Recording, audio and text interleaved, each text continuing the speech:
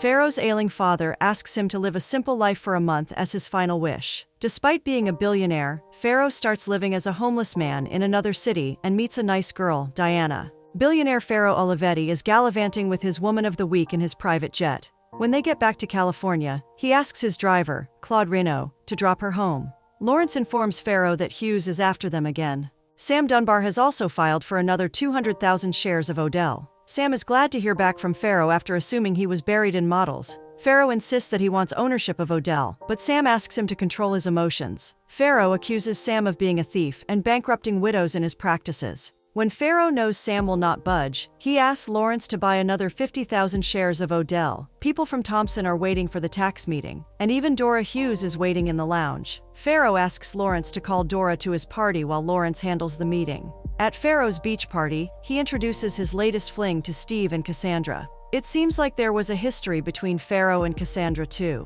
They all toast to his party, but Pharaoh gets a call from home. Pharaoh's mother, Helena, is worried about his dad, who is very ill. She asks Pharaoh to immediately come back to Italy. Pharaoh has always been very close to his father while growing up. After college, he went to the US and became successful in the dot-com world. His father has been proud of his achievements, but he worries that Pharaoh will never find true love. At this rate, he's probably right. On his last trip to America, Mr. Olivetti asks Pharaoh to remember that wealth and victory are nothing without humility, respect, and charity. Pharaoh arrives in Rome and heads straight to the house. The doctors have told Helena that he only has a few hours to live. Mr. Olivetti has a dying wish for Pharaoh. He wants Pharaoh to go away somewhere far with no money, where he doesn't use his real name. He doesn't explain why he wants this and thinks there's no time to talk about it later. Pharaoh makes a genuine promise to his dad, who feels satisfied. He passes away, and Pharaoh heads back to California a few days later. Pharaoh informs Lawrence that he will be away for a month and asks him to handle Sam. On the way to the airport, he exchanges his license with Claude so he can live as him. During the flight to New York, he watches Stuart Curtis getting very rude to an air hostess. He uses foul language and keeps demanding things. He also touches her inappropriately and keeps sending back all the food. She's very polite to him till he points out that the potato in the last dish is bad. She picks up the potato and smacks it to make it good. Everyone has a good laugh, but he couldn't see it coming. Diana comes to pick Stuart up from the airport, but he is rude to her for being late too. Stuart has already fired his staff recently, and his wife Kat couldn't make it. When he continues being rude, she reminds him she's his real estate agent, and not the chauffeur. Pharaoh tries to apply for a job but doesn't get anything. He goes to the bar at night to gobble up free food. Laura tries to flirt with him, and he pretends to be Claude. He's unclear about what he does and where he stays, so she leaves him alone. Peta notices how much he likes free olives. She offers to let him sleep at her place that night. She asks him not to wake her friend and points him to the room. She comes out dressed for sex with him, but he keeps resisting. She assumes he is gay since he doesn't respond and dozes off. Her snoring keeps him up all night, so he tries to talk to her friend. He gives Diana a scare, and she makes Peta throw him out. Diana asks why Peta let a stranger in but admits he's great looking.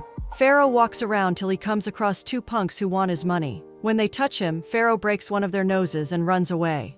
He climbs the fire escape, but a couple notices him outside and reports him. Pharaoh manages to get away from the punks but gets arrested. The cops find peanuts and condoms on him, so they decide to hold him on suspicion. Pharaoh is happy with any place to stay for the night. He gets one call from the cell, so he pockets the 50 cents. He calls Lawrence and asks him to do anything to buy the shares, even if he sells the treasury. The cops think he's crazy for assuming he has so much money and lock him up with another man. His cellmate brags about being tougher and tries to Pharaoh into fighting him. Surely this will go well. Pharaoh does fight back, but he's no match. When he presses Pharaoh against the door, the cops take his cellmate out. Pharaoh remembers his promise to his dad and wakes up in jail. The two punks who hurt him have been arrested, so Pharaoh is free to go. Too bad he couldn't stay for breakfast. Pharaoh tries to offer 50 cents in condoms for train tickets, but gets shut down. Diana gets paranoid when she thinks someone is following her. She gets a flashback of her traumatic experience and runs to her mother's house. Mrs. Mancini calms her down, but is excited about a call she got from a successful accountant. Of course, this is the right time for it. Diana clarifies that she's not interested in dating and runs to her room. Mrs. Mancini still wants to have him over for dinner, so Diana can consider dating again. Pharaoh tries to sleep on a bench, but someone else has occupied it. He finds another bench for the night and tries to get a hot dog in the morning. Angelo gives him one for free when he learns Pharaoh only has 50 cents. Pharaoh tries to take a paper from another homeless man. He hands over the paper, so Pharaoh gives him his 50 cents. Pharaoh almost gets hit by a truck. The driver, Fred Adams, feels guilty and wants to call an ambulance for him. Pharaoh assures him he's fine, but Fred still gets water for him. Pharaoh is impressed to learn Fred is attending NYU business. Pharaoh claims he's broke and looking for a job, so Fred offers help. He takes him to one of his customers who needs a chauffeur. Sounds strangely familiar. Pharaoh's luck is bad as expected because he ends up at Stuart's house. He hears Stuart and Kat arguing about the prenup. Kat asks him to give her what she wants if he wants her out in a week. Pharaoh pretends to be Claude and claims he has driven for Pharaoh before. This is confusing. Kat is curious about Pharaoh because no one has seen the mysterious billionaire. Stuart discusses a fee he's willing to pay along with a room for stay. Stuart's daughter, Nancy, asks for a dress for that night. She is clearly spoiled, and Stuart spoils her more. Kat remembers they need a bartender for that night, so Stuart asks Pharaoh to start working from that day. Nancy tries to flirt with Pharaoh till he admits he's celibate. This changes her, and she asks him to behave as her inferior. Nancy is rude to Pharaoh at the party too, and keeps asking him to clean up the mess. Bob, who is drunk enough to not handle it, keeps asking Pharaoh for a refill. Kat comes to flirt with Pharaoh while he's cleaning the dishes. He hears news about himself defeating Sam with the takeover of Odell. Sam has claimed the fight is not over, and Pharaoh's identity still remains obscure.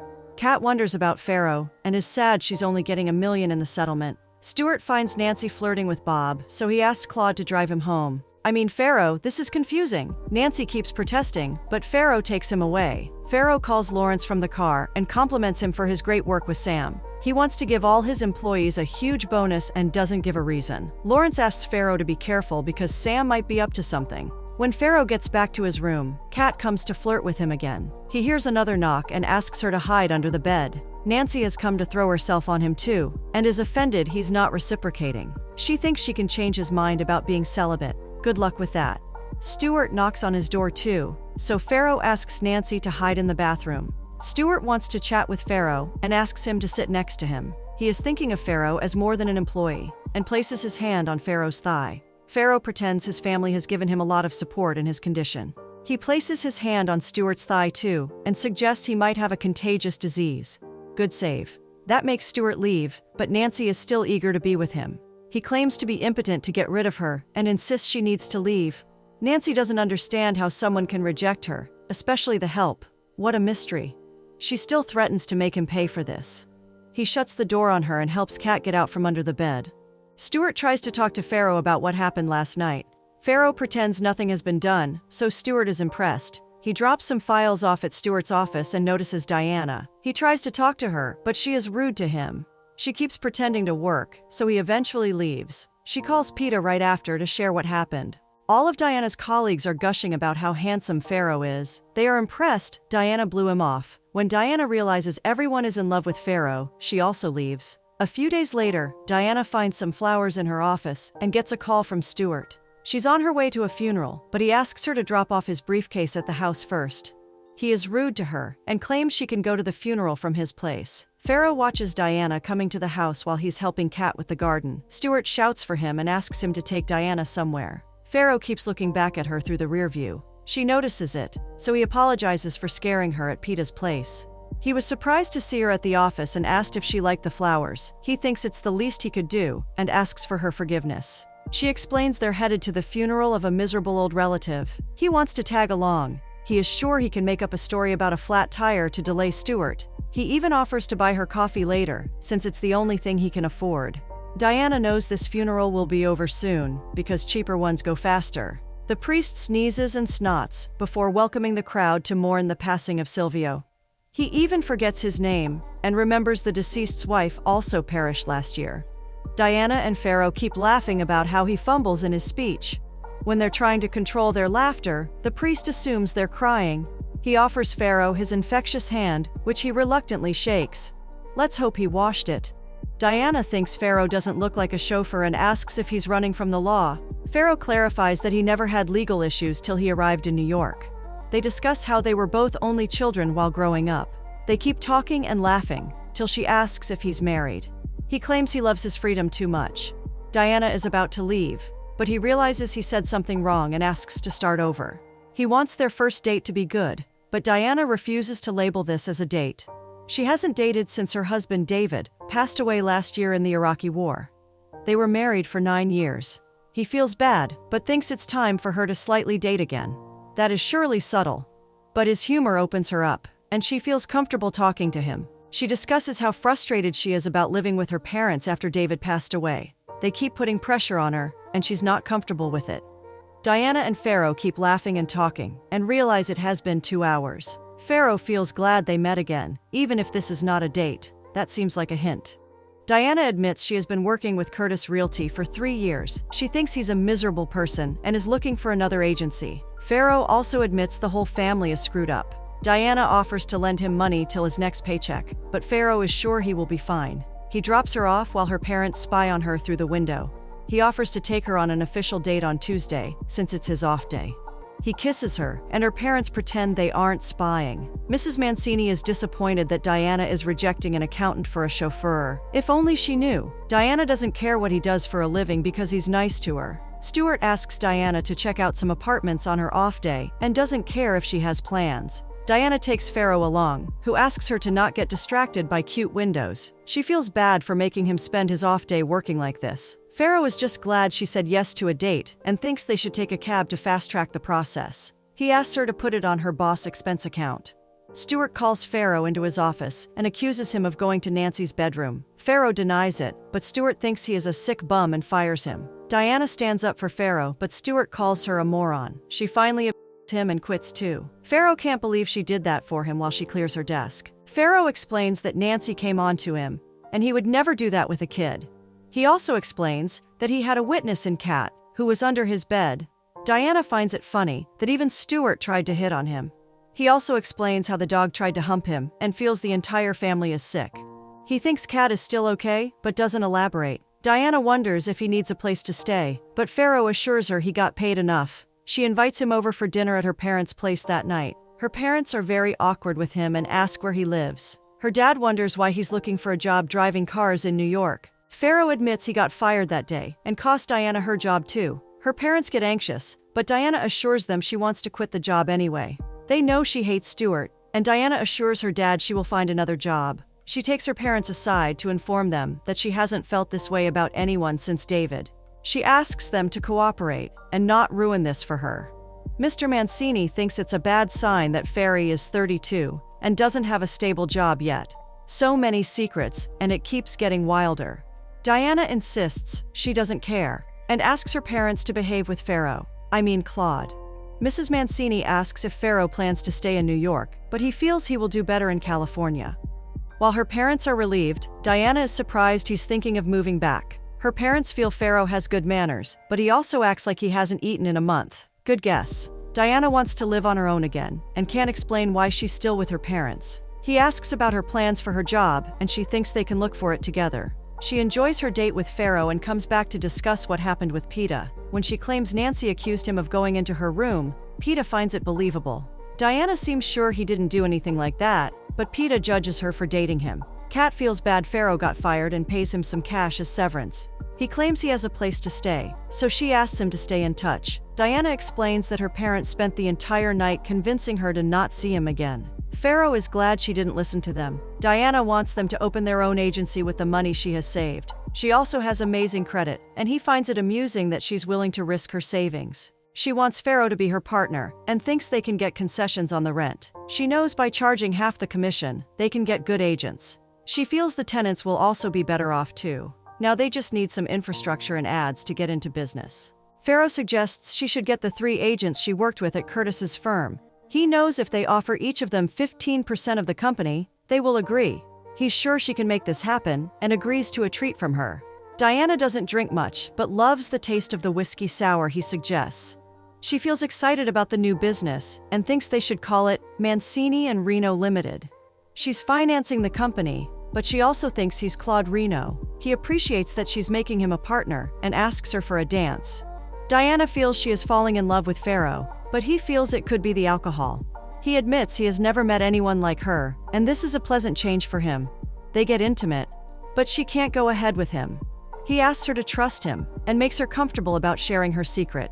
Diana admits that after she found out about David's passing, she wanted to know if he said anything before he passed away. She made a lot of calls and found someone who was there when David was shot. In the past, she walks to his place, and he asks her to come in. She doesn't want to share what the man did to her, but claims it was horrible. That man got off scot-free, even if he wasn't there when David perished. He had been kicked out much earlier for and expired sometime later of an overdose. It's a traumatic incident in the past she doesn't like discussing. Farrow hugs her and makes her feel comfortable. 2 weeks later, Jennifer, Sandra, and Timothy, the 3 agents from Curtis Realty, are working with Diana and Farrow. Their business has been doubling every day, and Farrow knows they'll soon be much richer. He knows she can easily make $10 billion soon at this rate. She doesn't believe him, but he's sure of it. She hasn't told her parents she has invested everything in this business, especially with him. He asks her to keep assuring them he will be gone soon. She doesn't want to think about him leaving and asks if they can open a branch in California too. He reminds her how important the business she opened in New York is right now. They come across puppies on their walk, and Diana asks him to stay back for a minute. He hears from Lawrence that Sam is trying to control his company. He has made a tender offer of $65 per share. Farrow asks Lawrence to counter with $70 and knows they can take him out. They have the same judge from last time, who is angry that Farrow is not showing up in court. Lawrence wants Farrow to know he will win his company back if he just shows up. If he doesn't, he can lose control over it. Farrow keeps the call when Diana comes back.